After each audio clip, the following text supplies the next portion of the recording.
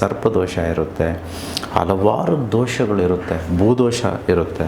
So ಇವೆಲ್ಲ ದೋಷಗಳಿದ್ದಾಗ ನಮಗೇನು ಸಿಗಬೇಕೋ ಅಂಥವೆಲ್ಲ ಸಿಗ್ತಿರೋದಿಲ್ಲ. ಅಕಸ್ಮಾತ್ ಸಿಕ್ಕಿದ್ರೂ ನಿಲ್ಲೋದಿಲ್ಲ.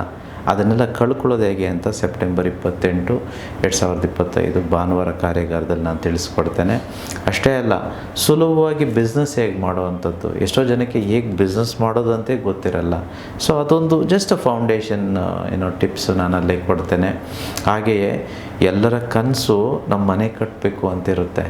ಮನೆ ಹೇಗೆ ಕಟ್ಟೋದು, ಏನು ಮಾಡಿದ್ರೂ ಕಟ್ಟೋದಕ್ಕಾಗ್ತಿರಲ್ಲ. ಸಾಲನೇ ಮಾಡಬೇಕಾ, ಯಾವಾಗ ಕಟ್ತೀನಿ ಅನ್ನೋ ಒಂದು ಕನ್ಫ್ಯೂಷನ್ ಇರುತ್ತೆ.